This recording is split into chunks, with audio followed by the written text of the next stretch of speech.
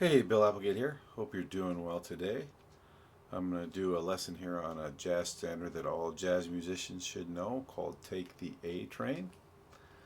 I'm going to go through it a little bit different than I usually do. I'm going to do the comp first, which I almost always do, but then I'm going to do the solo second and then the head last. That way, on the head, we can do the ending, which is a real important ending to know. It's called the Ellington ending. So it's an ending you should know that you can use in a lot of jazz standards, especially if you're just throwing a group together. You can use this ending a lot.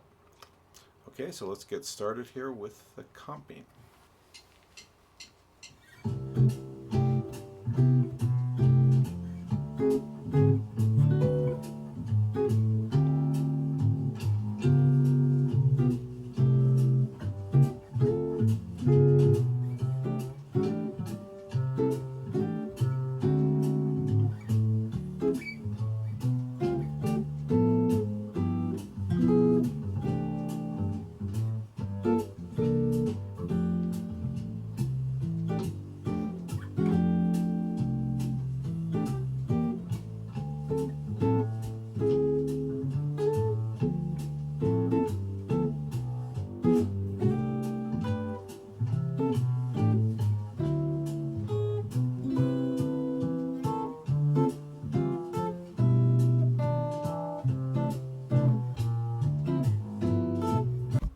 Or for the first A section, I used a real typical drop 3 type voicings that are good to know when you're first starting out.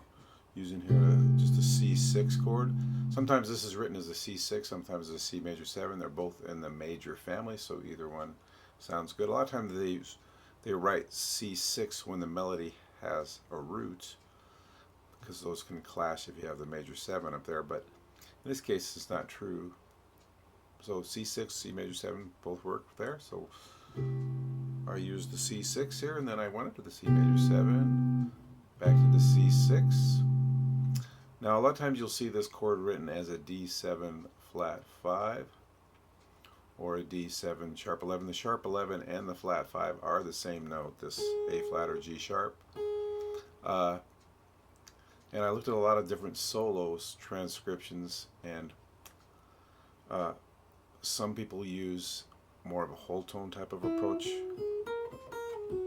which would give that would make that a flat 5.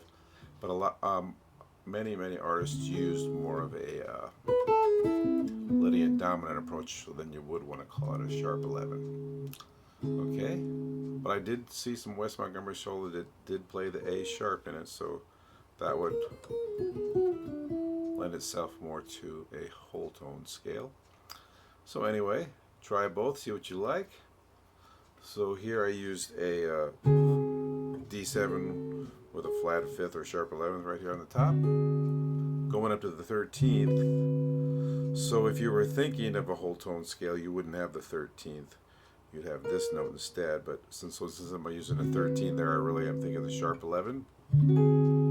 Okay, a D minor 7 with the 4th here. And I'm kind of keeping that the top 2 notes and just moving down the bottom 2 notes, giving me a flat 5 on the G7.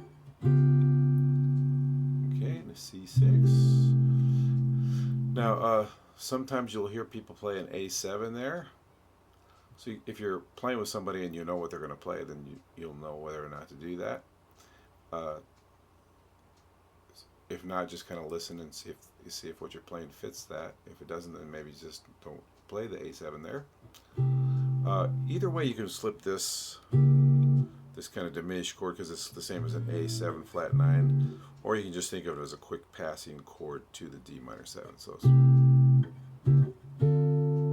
here I'm using a tritone sub of a D flat 7. So you have the flat 9 and the flat 5 of a G7. So if you have a G7 and you flat the 9th and you flat the 5th, you get a D flat 7 chord. Okay, here I'm going to a more drop 2 voicing in the middle 4 strings mostly. So I'm using a C with a 3rd in the bass, and it's a 6/9. 6/9 5 there. Going up just to a 6, back to the 6/9. You probably played a D7 chord like this a lot, so I'm just flatting the 5th on that. Remember, stay in the middle 4 strings. If you do this, you get the raise the natural 5th, so you don't want those to clash. You may have played a D9 like this. I'm just lowering the 5th on that, so it's, or making it a sharp 11, whichever way you're looking at it. Okay, and then here we're doing a D minor. Using chordal chords here, kind of like from Impressions. Okay, then a G13th. You may play it like this. Flat at 9th. Create a little tension there. Back to the C6/9. Real typical G minor 9 voicing. Keeping that A to go to the G to the C13th with the 3rd in the bass. Okay, here on the F chord, I'm just using a 6/9. Okay, 1, 3, 6, 9. Okay, you can play it here too if you want. And then here all I'm doing is just dropping the root down to the 7th, so I'm getting mainly upper extensions when I do that. A little bit of kind of tension there, back to the 6/9. To the D9 again, sharp 11, and then the D minor 7. If you play this F major 7, it also works as a D minor 9. 3, 7, 9, 5. And then just if you just lower this note here, you get a 13th chord, G13th. You might think of it this way.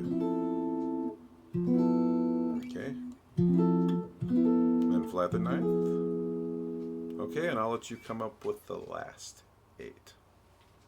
Okay, let's move on to the solo.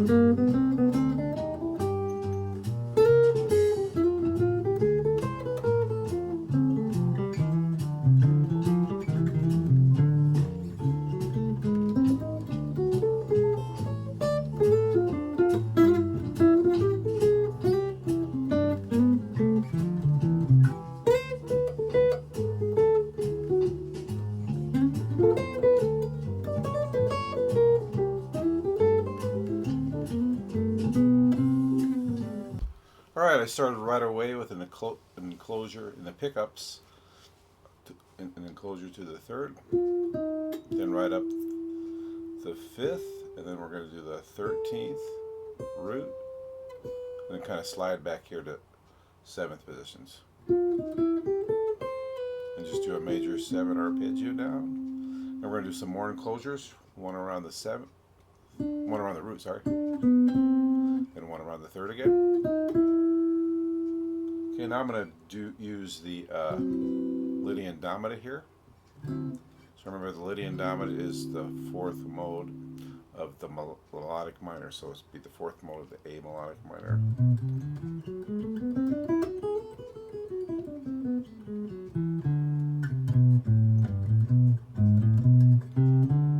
Okay, G sharp there. sharps, that's sharp 11.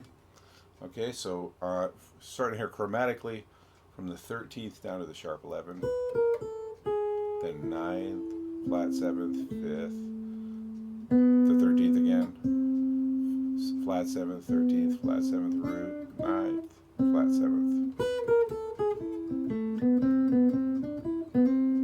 Here I'm just using a Dorian and then Mixolydian.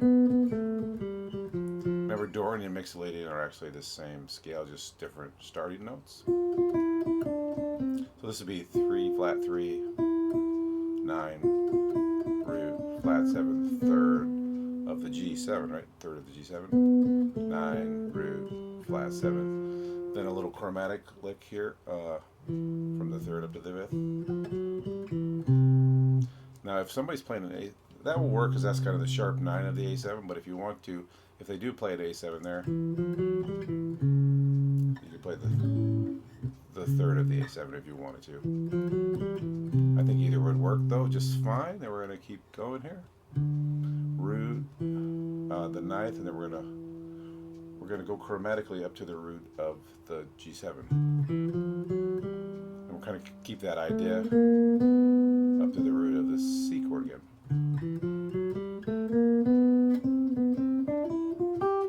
Even though this is a C major 7, I'm kind of thinking of a G. Because the G, kind of a G over a C, I guess.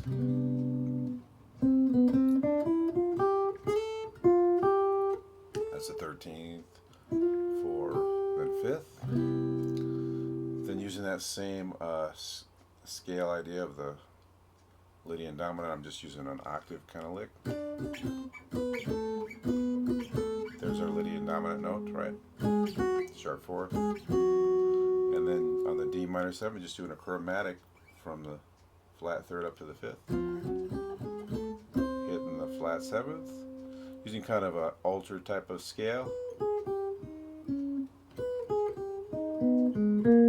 Not really a G altered scale, but more of a 5th mode of the C melodic minor, which gives you a flat 9 and a flat 13th.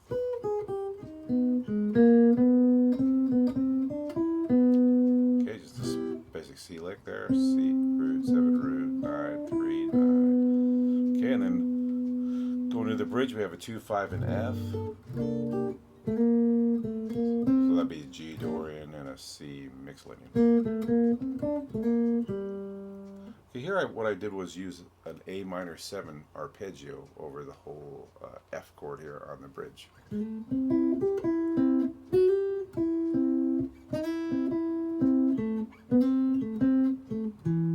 Okay.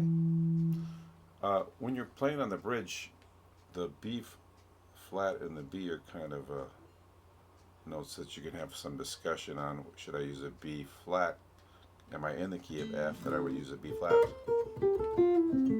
Or am I playing a 4 chord in C and should I use a B natural?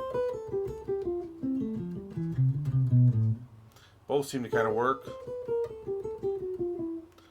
I did look at some transcriptions, like I said, and I saw both of those notes. So on the West one, he used mostly B flat.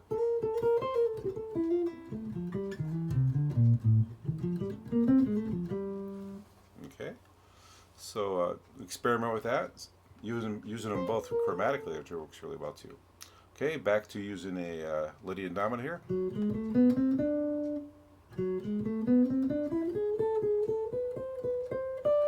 Okay, a real nice little lick. It might be a little challenging. That might be something you need to practice a little bit. Then just a D minor 7 arpeggio started on the flat 7th. Back up. And what I'm here using is the tritone sub of the G, a D flat 7 arpeggio. Speaking of West, this next section I did steal a few ideas from one of his choruses on this. Not all of it, just so if some of it sounds familiar, that's where you may have heard it. But it's not exactly like what he did, but I did steal some ideas from that. So it's just 5th, 6th, root, 9, 3rd, root, 6, 5, root, 9, 3. Kind of keep the same idea on the sharp 11. Just kind of resolve it there at a whole note. So we got this third, fourth, fifth, seventh, and then an enclosure around the root to the seventh, and then now just a G7 arpeggio, then some alternate notes here, flat 9 and sharp 9.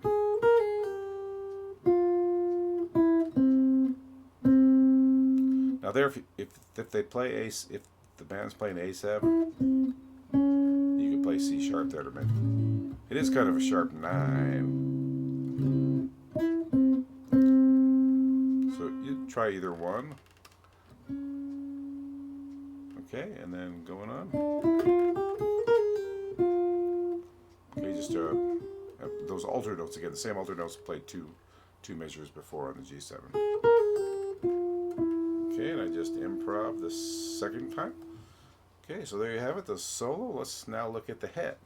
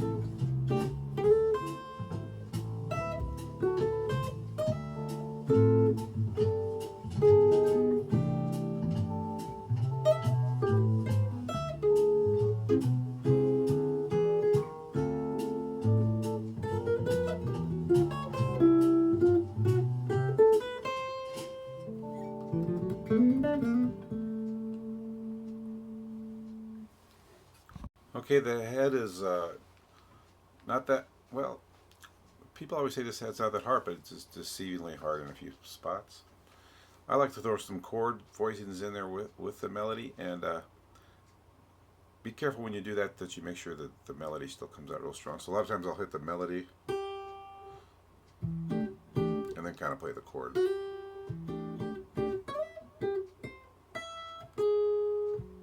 So I'm just using that 6/9 chord here, jumping up to the third. You can maybe think of this as C chord, huh? And this 9th chord with the flat of sharp 11, flat of 5th, whatever you want to think about. Then kind of put the chord in.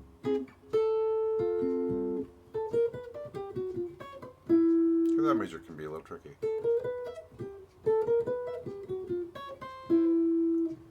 Okay, when you do it the second time.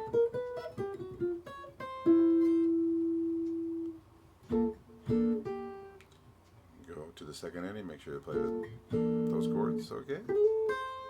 F major 7. Okay, so just remember, make sure that melody really comes out.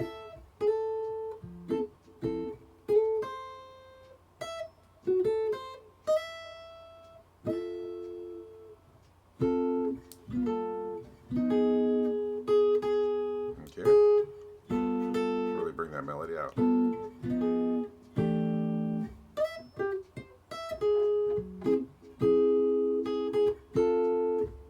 Even though I played the chord there, you can really hear that melody note. So make sure that's the predominant note.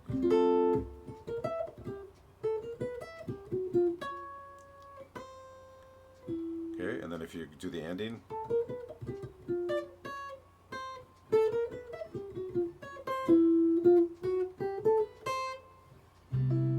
okay, so make sure that's an ending you need to know.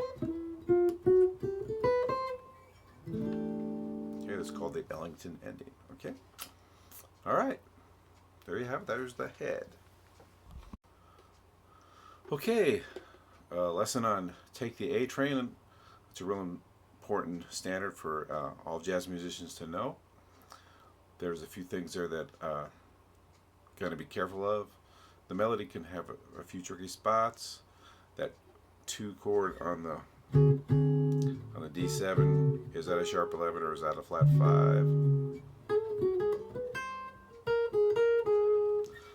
And so I hope this is something you can use. Remember, to get the PDF, go to BillApplegateGuitarist.com and go down to, this will be in, you go to the student materials, and then you want to go down to Guitar Lessons on 12 Standards Book 3 and click on that, and you'll be able to scroll down and find the PDF there right under the lesson there on Take the A Train. So also remember, if you like this stuff, to subscribe and like. I'd appreciate that.